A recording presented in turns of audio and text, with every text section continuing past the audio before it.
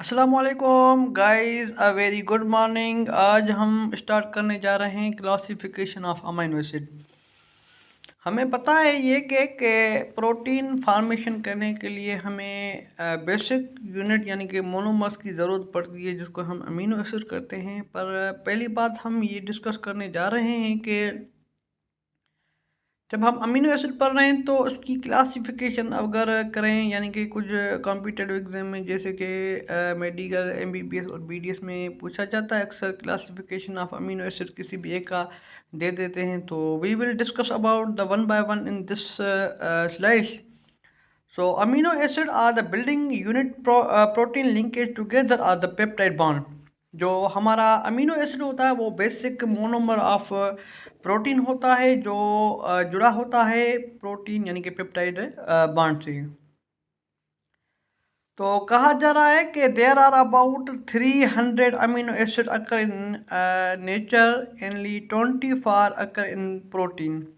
Total जो amino acid का तादाद 300 है, इसमें मैंने लिखा है अकॉर्डिंग वीटस, और कुछ बुक्स 356 भी कहते हैं, बल्कि 20 अमीनो एसिड होती है जो प्रोटीन को फॉर्मेशन करती होती है। सो हम इसको क्लासिफिकेशन करते हैं 4 बेसिस में, जैसे कि हम बेस्ड ऑन केमिकल प्रॉपर्टीज़ के बेस पे हम इसको क्लासिफिकेशन करते हैं। Based upon polarity side chain पे हम इसको क्लासिफिकेशन करते हैं। न्यूट्रिशनल लेवल पे इसेंशियल नॉन इसेंशियल की बेस पे हम इसको क्लासिफिकेशन करते हैं। और दूसरी बात आखिर जो हम इसमें क्लासिफिकेशन करते हैं वो मेटाबॉलिक फेट की हिसाब से हम इसको क्लासिफिकेशन करते हैं। Now we will discuss about the chemical composition. Chemical composition हमें दो आता है, एक स्टैंडर्ड अमीनो एसिड और दूसरा है non standard amino acid. Standard का मतलब ये है कि एक होता है हमारे प्रोटीन फार्मेशन में हेल्प करता होता है, और दूसरा जो होता है वो हमें प्रोटीन फार्मेशन में काम नहीं करवाता है, बल्कि अदर एक्टिविटीज़ यानी कि अदर प्रॉपर्टीज़, अदर फंक्शन में वो हमें काम करवाता है।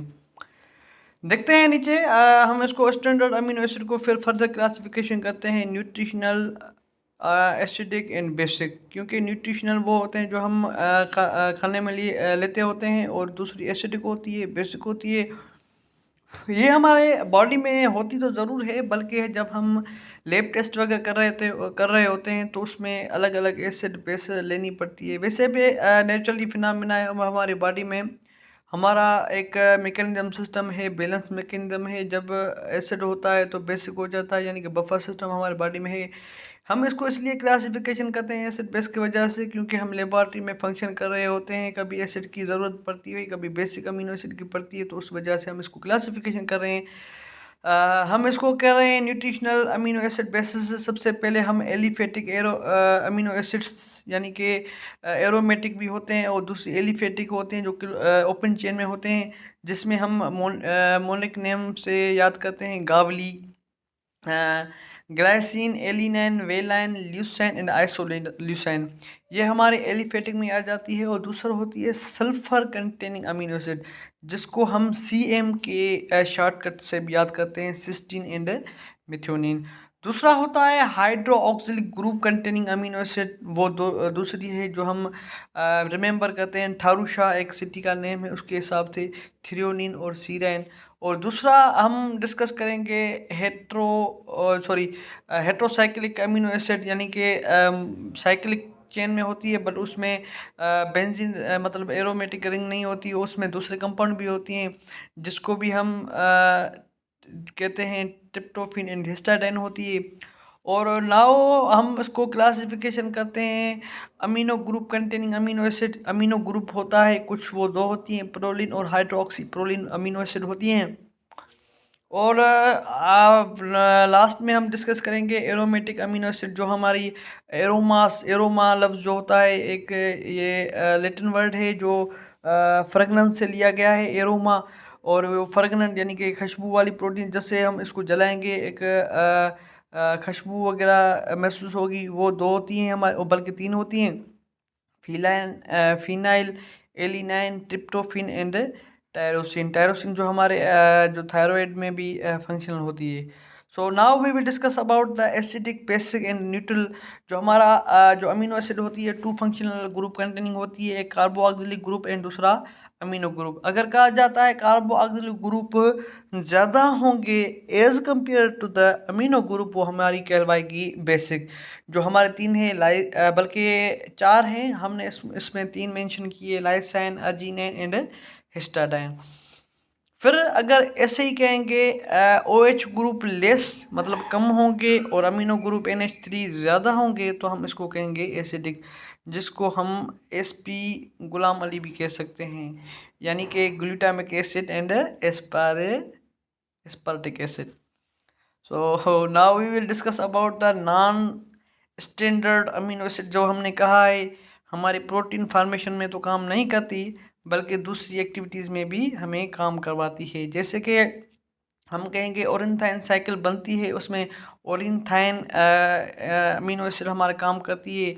बाइल जो होती है हमारी एंड प्रोडक्ट यानी प्रोडक्ट ऑफ लिवर होती है, उसमें ये साल्ट होता है। और दूसरा होता है न्यूरोट्रांसमीटर होती है, जिसमें गाबा पाबा जो होते हैं ये न्यूरोट्रांसमीटर होते हैं, ये इसमें फंक्शनल होती है जो हमें काम आती है। और दूसरा कोलाजन होती है, हाइड्रोक्सी लाइसाइन जो होती है, ये अमीनो एसिड ये हमारी कोलाजन यानी कि एक प्रोटीन होती है, उससे फॉर्मेशन करने में हेल्प करती है। सो इसमें जो हमने कहा है ये कुछ चंद प्रोटीन आती है, इसमें MCQs भी आती है और FCPS के लेवल से आते हैं। गाबा पाबा जो न्यूरोट्रांसमीटर तकरीबन आते हैं ये मतलब कॉम्पिटिटिव एग्जाम में, और जो हमारी पहले एनालिस वगैरह भी गुजरी हैं उनमें भी ये इनमें से क्वेश्चन हमेशा राइज होता है। On the basis of polarity हम डिस्कस करेंगे पोलरिटी के बेसिस पे। तो दे आर हाइड्रोफिलिक होती हैं, और दूसरी होती है easily make a hydrogen bond. They are present water soluble protein and water soluble channels होते हैं। कुछ ऐसी होती हैं जो जैसे कि मतलब कुछ अमीनो एसिड जब वो हमारी सेल मेम्ब्रेन होती है उससे क्रॉस कर रही होती है, तो कुछ परमिएबल होती हैं और कुछ नॉन परमिएबल होती हैं। उससे मतलब उसके हिसाब से भी हमें क्लासिफिकेशन करते हैं इसको, जैसे कि सीराइन, थ्रेओनिन, टायरोसिन, सिस्टीन। टायरोसिन आपको पता है ये हमारे थायराइड यानी कि फोलिकुलर सेल्स में होती है, उसमें भी ज़ाहिर के लिए सेल मेम्ब्रेन होगी, वो उसको क्रॉस कर लेती है। तो एस्पार्जिन, ग्लूटामाइन ये कुछ अमीनो एसिड है जो हमारी पोलरिटी के बेसिस पे हम इसको क्लासिफिकेशन करते हैं। Mainly hydroxyl group, sulphur and amide group containing amino acid are polar in nature. इसमें ये कह रहा है जिसमें हाइड्रोक्सिल ग्रुप होता है, सल्फर होता है और अमीनो जैसे कि अमाइड ग्रुप जिसमें होता है हमारी टायरोसिन होती है, इसमें अमाइड ग्रुप होता है, ये क्या है पोलर इन नेचर होती है। और दूसरी नॉन पोलर होती है जैसे कि हाइड्रोफोबिक होती है, जो हमारी सेल मेम्ब्रेन को क्रॉस नहीं कर रही होती। There are present water soluble protein and present interior of membrane. So ये क्लासिफिकेशन ऑन द पोलरिटी के बेसिस पे है। जैसे आप देखते हैं कॉमन एक चेन है ओपन, और उसमें फंक्शनल ग्रुप के हिसाब से, क्योंकि तकरीबन ग्रुप जो हमारी प्रोटीन होती है हम इसको ग्रुप की वजह से हम क्लासिफिकेशन करते हैं। जैसे कि फिनाइल एलिनाइन है जिसमें बेंजीन रिंग अटैच हुई है, और ये ट्रिप्टोफेन नीचे जो है दिखी हुई है, ये इसमें मतलब ये हमने ऑर्गेनिक केमिस्ट्री में पढ़ा है फर्स्ट ईयर इंटर में, उसकी वजह से हम पीछे भी पढ़ के आए हैं। इसकी वजह से फंक्शनल ग्रुप की वजह से हम इसको क्लासिफिकेशन करते हैं। और दूसरी है एसेंशियल और नॉन एसेंशियल और सेमी एसेंशियल। इसका क्या मकसद है? एसेंशियल वो होती है जो हम अपनी डाइट में लिए होते हैं, और दूसरी होती है नॉन एसेंशियल जो कि हमारी बॉडी को बना रही होती है। तो सेमी एसेंशियल मतलब हम इसको कहते हैं हमें नीड पड़ती है चाइल्डहुड, और जो हम अडल्ट होते हैं फिर वो फॉर्मेशन बन रही होती है। कुछ वो ऐसे जो हमने पढ़ के आए एपिनेफ्राइन जो कार्टिको हार्मोन है, फिर वो जब मेच्योर हो जाता है वो बनने लगती है। तो इसकी वजह से हमने इसको डिफाइन कर लिया एसेंशियल नॉन एसेंशियल। इसमें हमने डेफिनेशन भी लिखी है। इसमें synthesis our body are called non synthesis in our body are called essential, and synthesise in our body called non essential. जिसमें हम ये इसका नेम भी एक शॉर्टकट भी बनाते हैं, जो हमारे एसेंशियल अमीनो एसिड है। एक शॉर्टकट है इसका ट्राई दिस VIP माल, ये भी शॉर्टकट है। और मेट विली फिली भी इसको हम शॉर्टकट से याद करते हैं। और दूसरा जो है नॉन एसेंशियल में जो हमारे आ जाती हैं एलिनाइन, asparagine, aspartate, glutamate and glutamine वगैरह। और ये ग्लाइसिन, प्रोलिन, सीराइन, इसको हम शॉर्टकट से हमने सीक्वेंस इसलिए लिखी है जैसे मैंने याद किया इसको 3 मरतबा A, 3 मरतबा G, CT scan, CT cysteine, CT मतलब C से सिस्टीन, T से टायरोसिन, स्कैन जो हमारा सीरन आ गया। इसकी वजह से ऐसे भी हम याद करते हैं क्योंकि थोड़ा मुश्किल हो जाता है ना सीक्वेंस लिखने वगैरह में, तो हम ऐसे इसको याद करते हैं। और हम अब क्लासिफिकेशन यानी कि फाइनली हम इसको classification according the metabolic fate की वजह से हम इसको क्लासिफिकेशन करते हैं। इसमें क्या होता है, ग्लाइकोजेनिक होती है दूसरी, और दूसरी होती है ग्लाइकोजेनिक कीटोजेनिक, और दूसरी होती है कीटोजेनिक। इसमें क्या होता है, जो हमारा ग्लाइकोजेनिक अमीनो एसिड होती है, इसमें क्या होता है जब ये प्रोसेस यानी कि हमारी मेटाबॉलिक होती है तो ग्लूकोज फॉर्मेशन प्रीकर्सर्स दे रहे होते हैं। तो इसकी वजह से हम इसको हम ग्लाइकोजेनिक कहते हैं। और जो कीटोजेनिक होती हैं वो प्रीकर्सर दे रहे होते हैं कीटोजेनिक। और जो ग्लाइकोजेनिक और कीटोजेनिक है तो दोनों की प्रीकर्सर्स दे रहे होते हैं।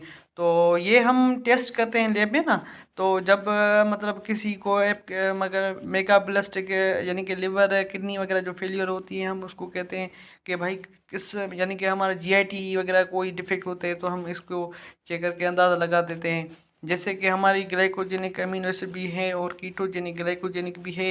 ये कुछ अमीनो एसिड है जो हम उसकी बेसिस पे हमने क्लासिफिकेशन किया है।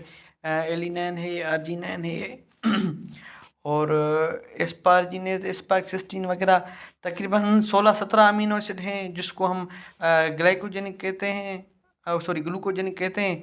और दूसरी दोनों ग्लूकोजेनिक और कीटोजेनिक है, और कीटोजेनिक सिर्फ दो ही है हमारे पास, ल्यूसाइन एंड लाइसाइन। तो बड़ी मेहरबानी, हमने बस थोड़ी स्लाइड बनी हुई थी तो हमने कहा लेक्चर कंडक्ट कर लेते हैं। अगर हेल्प अच्छा लेक्चर हुआ हो, आपकी नॉलेज में इजाफा किया हो इस लेक्चर ने, तो आप भी इसको बार बार सुने और अपने फ्रेंड्स के साथ भी शेयर करें। क्योंकि हमने एज मतलब चैनल बनाया है एक मतलब हंसते हंसते, और हमारा एक इंटरेस्टेड नहीं था। हमने कहा चलो भाई कुछ स्लाइड्स बना लेते हैं और कुछ लेक्चर भी कंडक्ट कर लेते हैं। देखते हैं फ्रेंड्स हमें पार्टिसिपेट करते हैं और हेल्प करते हैं तो इंशाल्लाह हम आगे भी वीडियो बनाते रहेंगे इंशाल्लाह।